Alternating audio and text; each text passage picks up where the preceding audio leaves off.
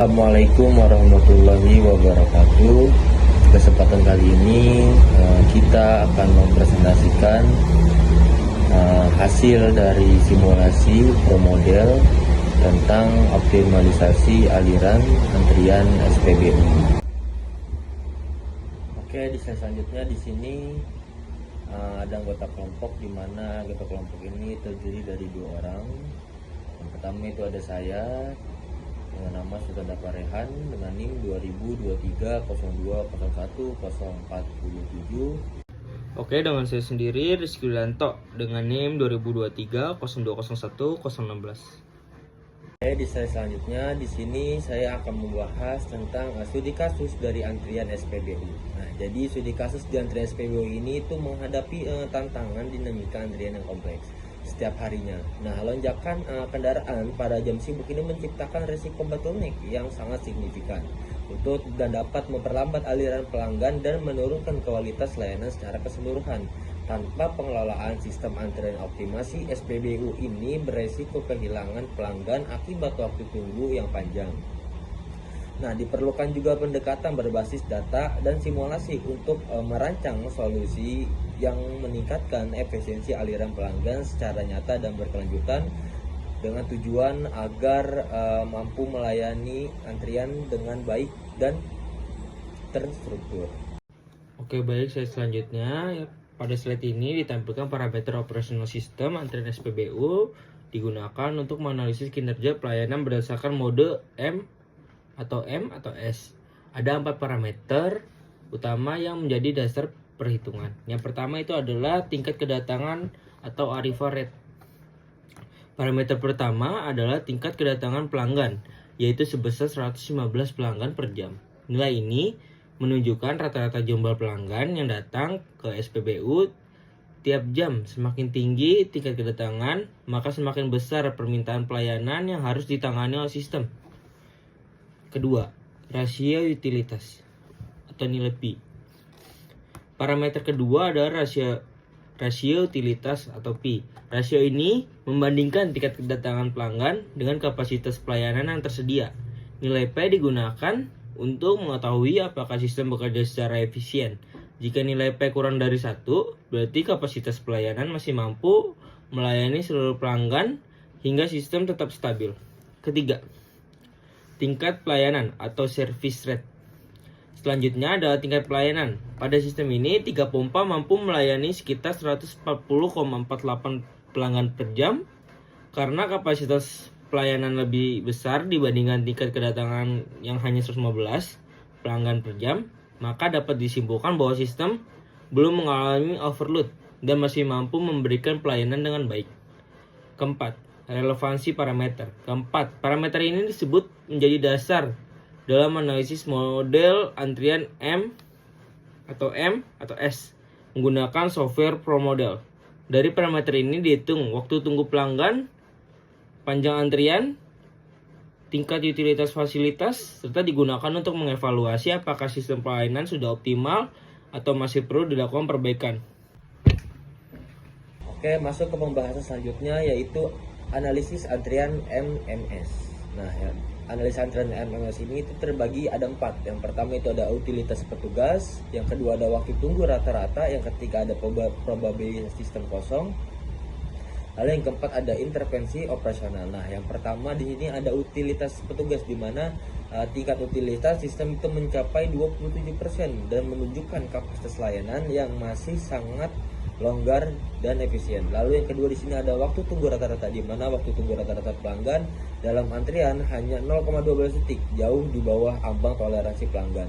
Lalu yang ketiga ada probabilitas sistem kosong, di mana probabilitas sistem kosong dalam keadaan kosong atau PO itu sebesar 44%, yang artinya hampir separuh waktu tidak ada antrian yang terbentuk.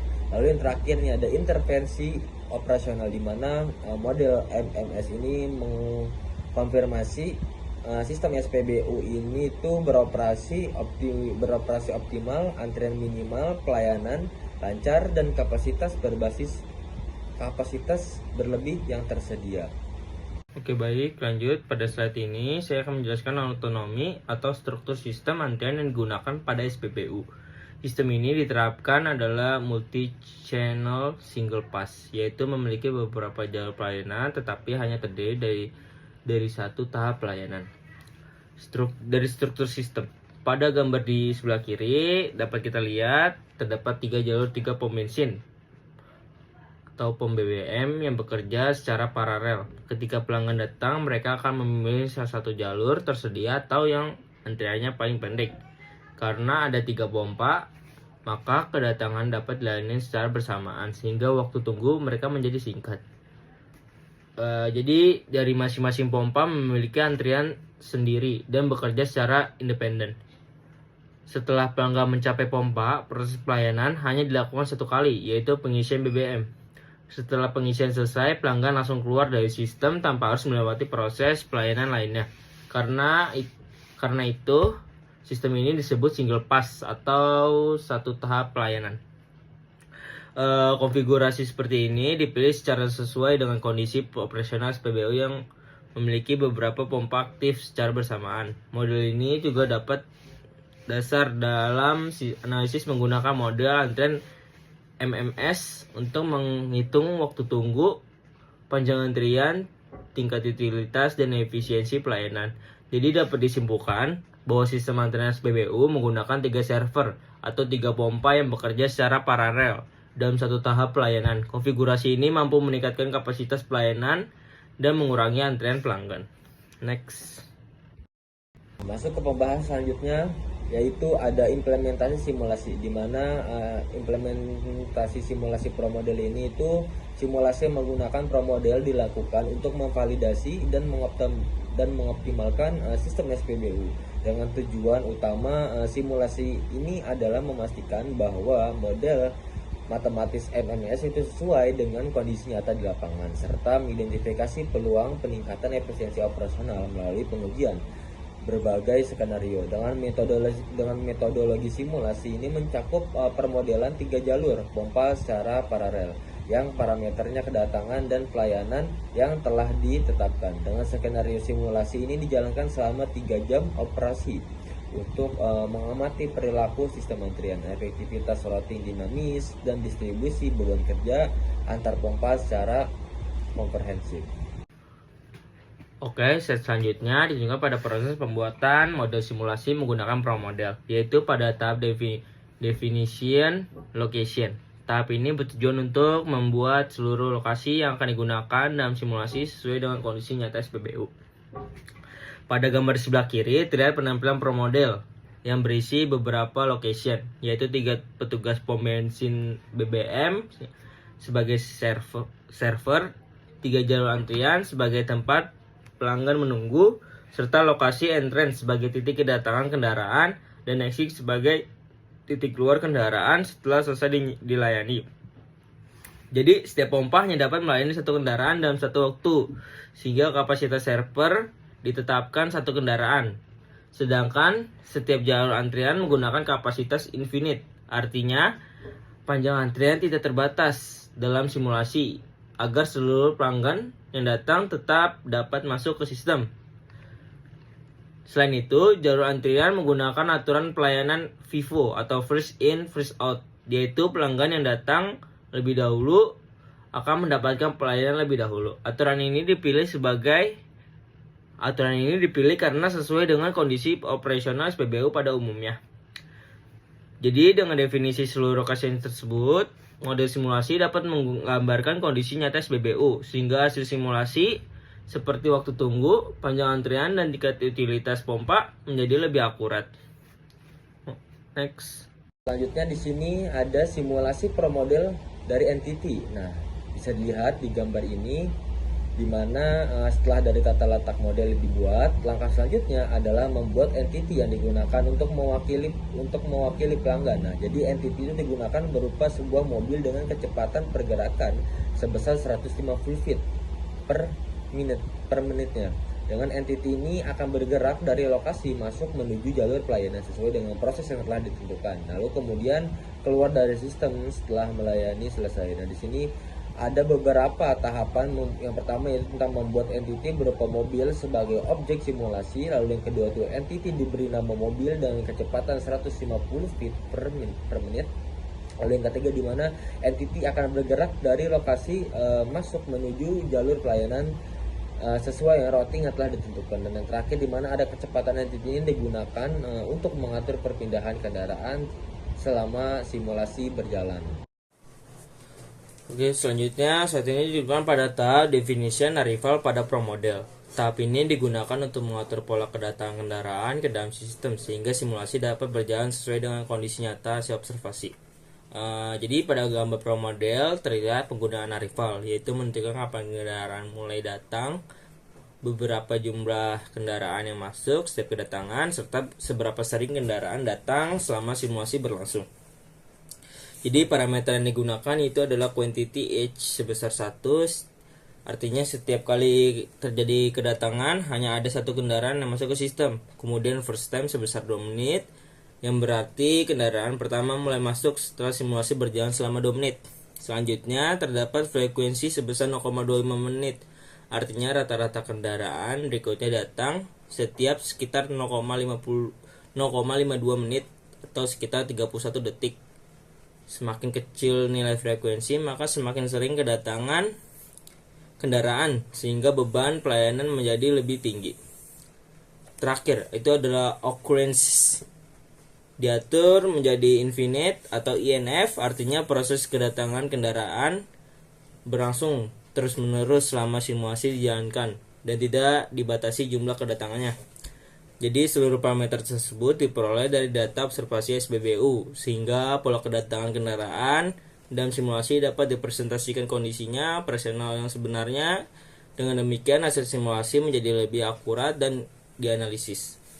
Next.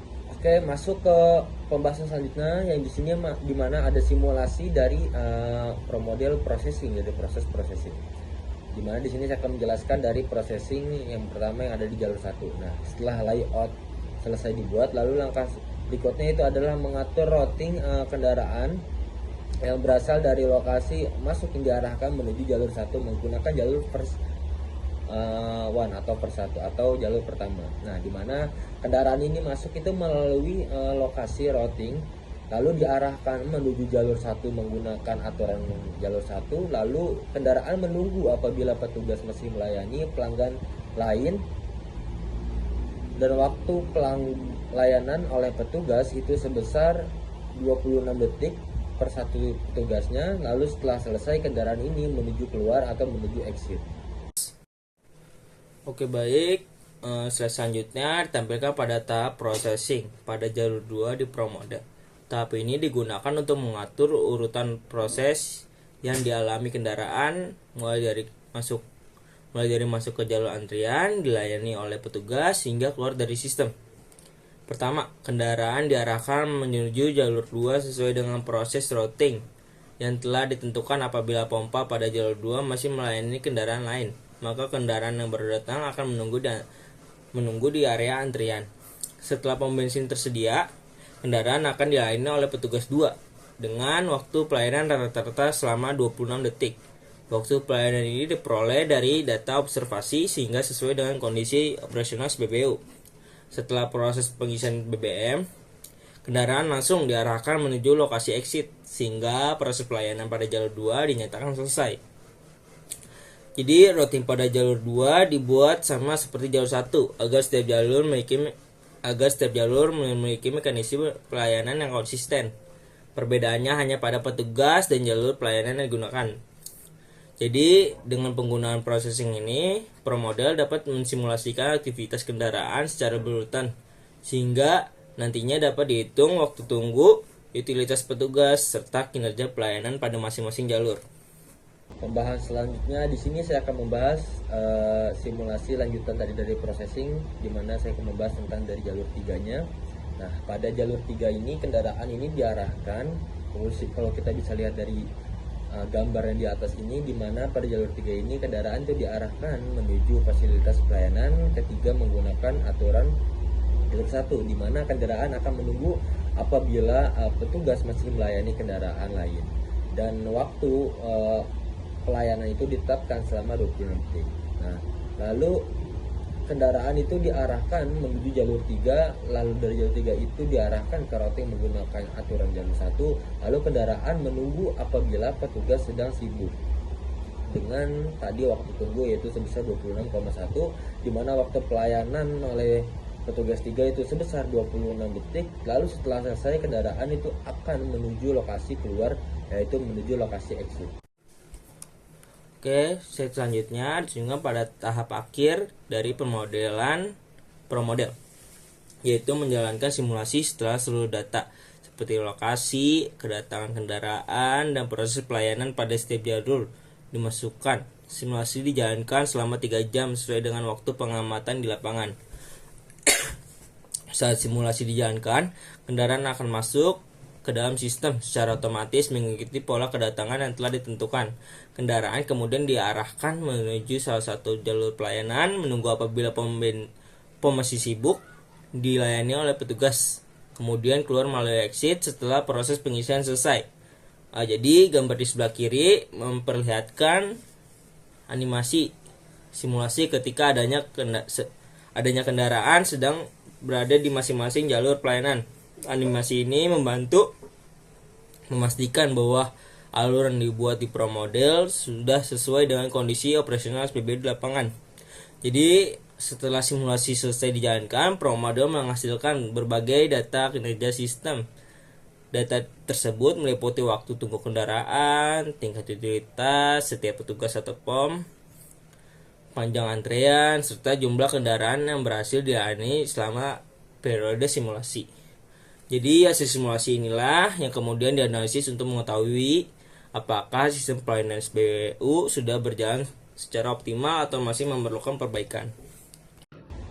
Selanjutnya ada distribusi beban kerja pompa. Nah, bisa dilihat di sini ada pompa 1, pompa 2, dan pompa 3. Nah, dari analisis distribusi beban kerja ini menunjukkan bahwa ketiga pompa di SPBU itu beroperasi dengan tingkatan utilitas yang relatif seimbang dan rendah. Nah, pompa 1 itu menanggung beban tertinggi sebesar 7,17%. Lalu diikuti dengan pompa kedua itu sebesar 6,42% dan pompa ketiga sebesar 5,48%. Dari total beban operasional selama 3 jam dari hasil simulasi. Nah, di mana distribusi beban yang merata ini itu mengidentifikasi efektivitas sistem routing dinamis dalam menyebarkan aliran pelanggan secara profesional, dan tidak ada satu pompa pun yang mengalami overload, dan membuktikan bahwa kapasitas sistem masih jauh dari titik jenuh dan mampu menangani lonjakan permintaan tanpa adanya bottleneck atau tanpa adanya kendala dari pompa tersebut. Oke, baik, selanjutnya ini menampilkan hasil simulasi promodel setelah sistem dijalankan selama 3 jam operasional. Berdasarkan hasil simulasi, sistem mampu melayani sebanyak 540 pelanggan selama periode tersebut. Grafik sebelah kiri menunjukkan jumlah pelanggan yang dilayani oleh masing-masing pompa. Terlihat bahwa pompa 1 melayani pelanggan yang paling banyak, diikuti pompa 2 dan pompa 3. Meskipun terdapat sedikit perbedaan, distribusi pelanggan tetap relatif seimbang, sehingga tidak ada satu pompa yang bekerja secara berlebihan. Jadi hasil ini menunjukkan bahwa sistem routing yang digunakan mampu membagi pelayanan setiap pompa secara efektif dengan berbagai kondisi beban yang merata. Waktu tunggu pelanggan dapat diminimalkan dan tidak terjadi penumpukan antrean pada satu jalur tertentu. Selain itu, tingkat utilitas petugas sekitar 27%, artinya kapasitas pelanggan masih lebih besar dibanding jumlah pelanggan yang datang. Kondisi ini menunjukkan bahwa sistem masih mampu melayani permintaan dengan baik tanpa mengalami overload. Jadi, secara keseluruhan hasil simulasi menunjukkan bahwa model antrian MMS yang ditetapkan pada SPBU sudah berjalan efisien. Sistem mampu melayani seluruh pelanggan dengan berbagai beban, waktu tunggu yang rendah, serta ditentukan bottleneck selama simulasi berlangsung. Di pembahasan terakhir di mana ada kesimpulan dari sistem antrian SPBU. Jadi berdasarkan hasil permodelan dan simulasi menggunakan promodel, sistem antrian SPBU berhasil dipresentasikan sesuai dengan kondisi pelayanan yang terdiri dari tiga jalur pelayanan dan 3 petugas, di mana model ini itu dibangun melalui tahapan pembuatan location, entity, arrival, dan routing proses, sehingga mampu menggambarkan alur kendaraan mulai dari masuk, menunggu, dilayani, hingga keluar dari sistem. Nah, hasil simulasi ini tuh menunjukkan bahwa ProModel dapat digunakan sebagai alat untuk menganalisis kinerja sistem pelayanan seperti waktu tunggu kendaraan, tingkat utilitas petugas, dan jumlah kendaraan yang dilayani, sehingga dapat menjadi dasar dalam mengevaluasi dan meningkatkan efektivitas pelayanan dari SPBU tersebut.